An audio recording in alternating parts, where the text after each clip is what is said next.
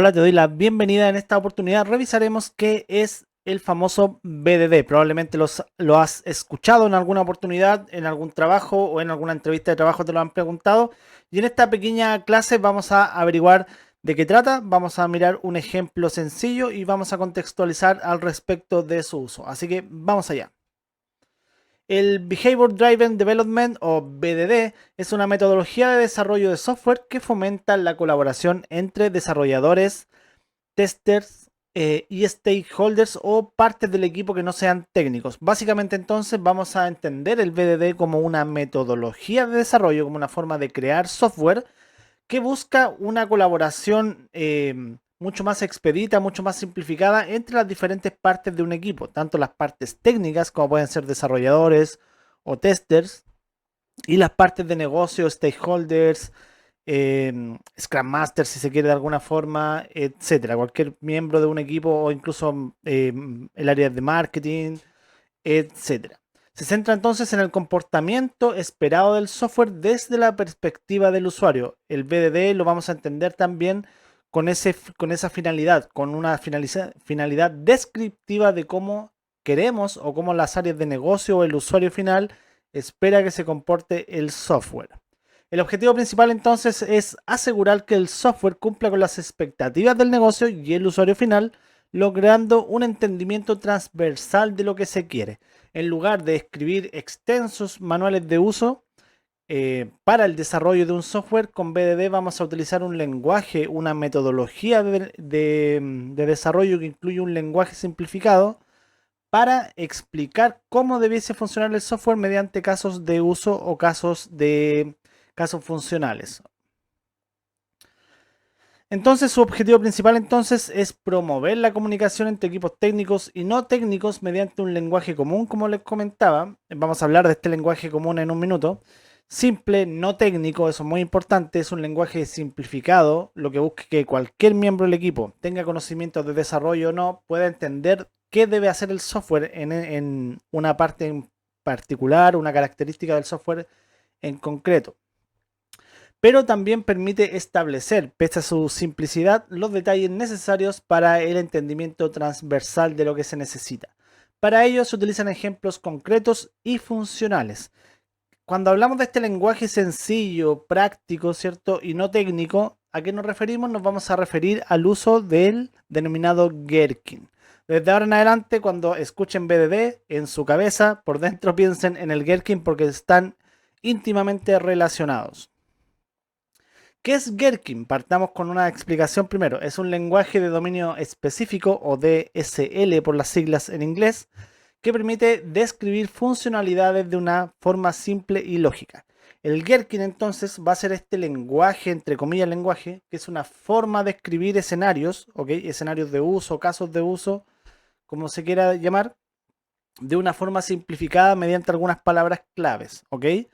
Ese es el Gherkin. El BDD es la metodología de desarrollo que va a utilizar Gherkin como base para precisamente realizar los desarrollos de software y a través del Gherkin lograr este entendimiento transversal. Entonces, por ejemplo, el Gherkin tiene una lógica súper simple en la que iniciamos con una base que es un dado o un... Ahí, bueno, ahí lo vamos a entender con un ejemplo que es una precondición o es la parte inicial de un escenario desde donde inicia la funcionalidad que se va a describir. Luego tenemos un conjunto de palabras que nos van a permitir describir acciones entre esa parte inicial o ese inicio de la funcionalidad hasta llegar a un resultado esperado que es el entonces. Y aquí vamos a verlo con un ejemplo para que quede mucho más claro. Supongamos que yo necesito añadir una nueva funcionalidad en un software para actualizar mi foto de perfil. Un escenario de esa funcionalidad puede ser el siguiente.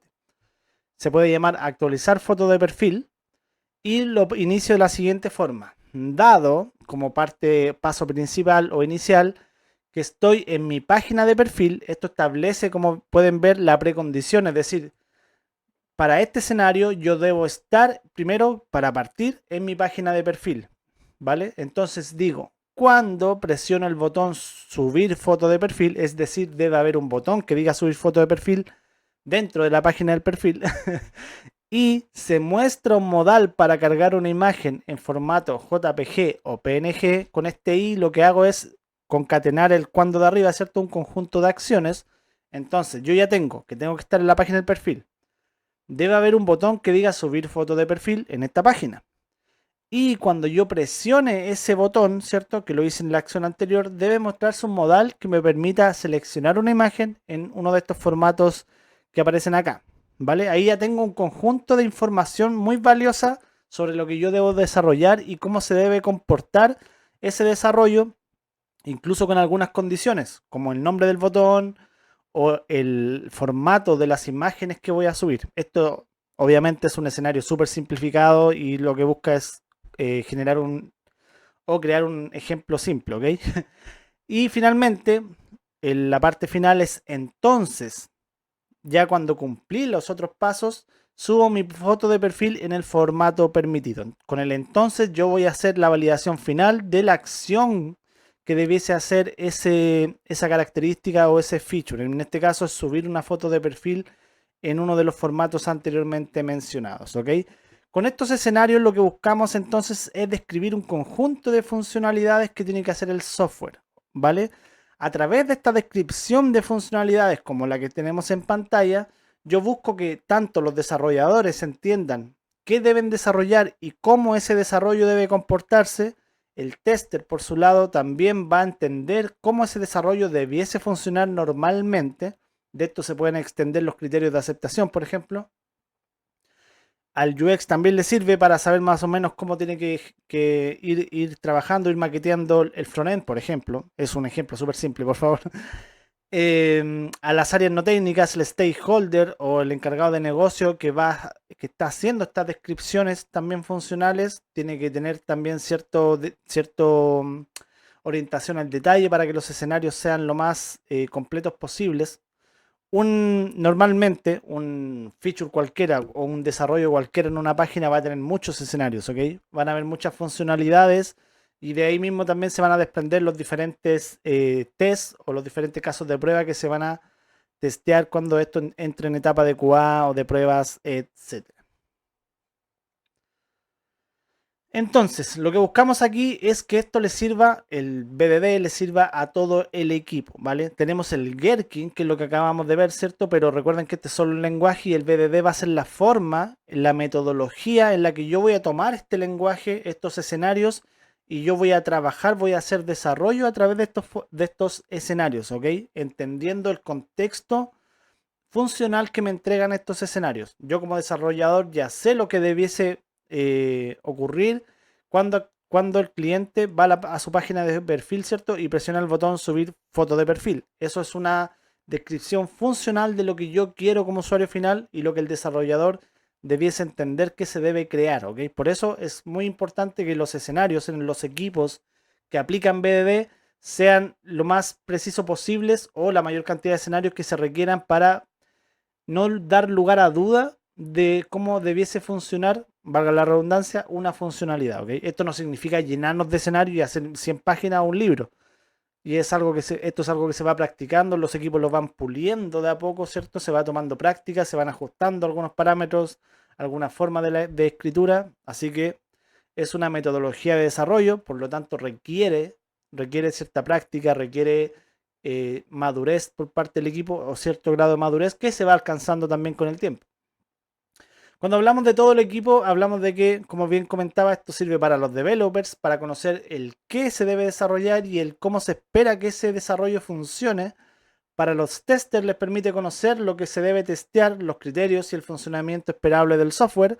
Para el negocio permite dar a conocer cómo espera el negocio o el usuario final que se comporte el software mediante ejemplos concretos de su uso. Algunos beneficios del BDD: mejora la calidad del software, aumenta la claridad y transparencia de los requisitos, lo tenemos todo en los escenarios de prueba, así que es muy transparente sobre lo que el software debiese hacer e incluso lo que no debiese hacer. También podemos crear escenarios escritos en Gherkin, ¿cierto? Para indicar lo que el software no debiese hacer. En nuestro escenario de ejemplo, ejemplo, tenemos acá. Sabemos que el software, por ejemplo, no debe permitir otro formato que no sea JPG o PNG, ¿vale? Esto es un ejemplo simple, lo vuelvo a repetir, pero se entiende más o menos la idea. Fomenta la colaboración entre equipos, esto es obvio, al tener un lenguaje común en el que describir la acción del software o cómo el software debiese funcionar, cualquier miembro del equipo puede participar, por ejemplo, de un refinamiento de la idea del desarrollo, ¿cierto? Si es que ve algún detalle, es mucho más entendible que un documento 100% técnico en el que el desarrollo está por un lado, lo entiende a su manera por un lado, el cual lo entiende a su manera por otro lado. Negocio tiene una idea completamente diferente a desarrollo. UX está por allá con su propia idea de cómo funcionaría el software. Entonces, esto lo que busca precisamente es fomentar la colaboración mediante este lenguaje común. Y algunos desafíos, todo tiene siempre desafíos, requiere un cambio cultural en los equipos, cosa que mencionaba recién, no es como llegar y ya utilizamos BDD y vamos para adelante.